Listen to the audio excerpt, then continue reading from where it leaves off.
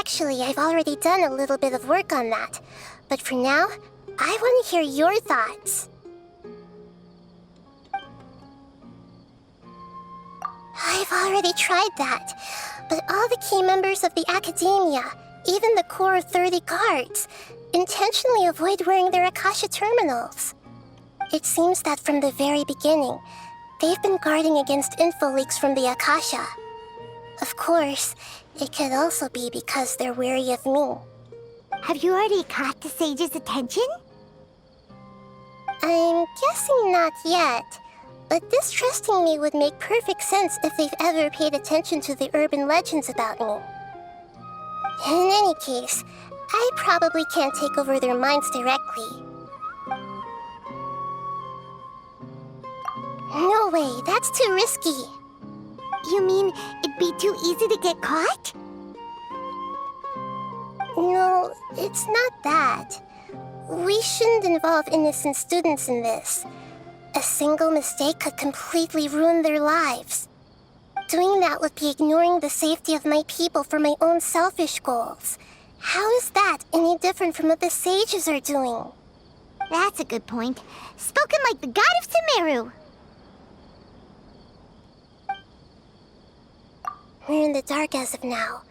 Since we still don't know anything about their goals, any rash move could tip them off and lead to terrible consequences.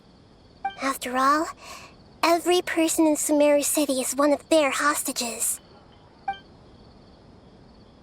Are we really out of ideas? Nahida, you're super smart, so you already have something in mind, right? Don't keep us in suspense. Spill the beans already.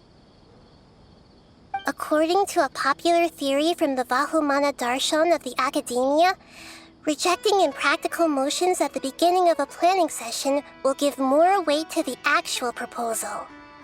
Okay, but aren't you the god of wisdom? You don't have to use that kind of gimmick to make us take your ideas seriously. Well, I've been thinking that if I can't directly possess the leaders, and if I can't get ordinary people involved, then I should find someone who's already involved, but hasn't decided to side with the sages. You're saying we should recruit a spy? That does sound like it could work. Oh, before coming back, we met someone named Alhaitham. He seems like he acts alone, and he likes doing stuff behind the Academia's back. They probably aren't in cahoots. Actually, I already have someone in mind. Do you still remember that female scholar named Sataria? Sataria. Paimon remembers now. Isn't she the one who's always trailing behind the Grand Sage of the Academia? We ran into her basically every time the Sub-Zero's festival repeated itself. You could even say we're old enemies by now. Paimon still remembers the smug and mean way she always spoke to Nilu. I've always liked observing all kinds of people, and Sataria has always stood out from the crowd. She was born in the desert and was hailed as their greatest genius. Her academic gifts allowed her special admission into the Academia, and also gave her the opportunity to serve as the sage's assistant. Oh, Paimon didn't know she was from the desert. She must be pretty special then.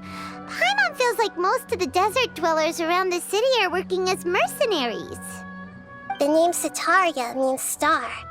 When she lived in the desert, she shone like the brightest star in the night sky. Later on, she was chosen by the sun. The star was given a place in the daytime sky to complement the sun's dazzling light. Soon after, the star witnessed the sun scorching the earth, which brought forth many disasters. The star began to waver.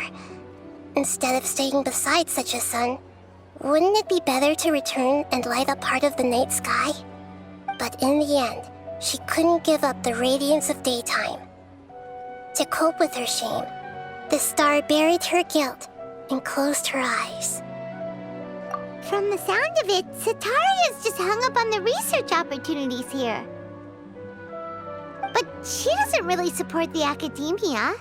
She still feels guilty about not doing more for the desert, right?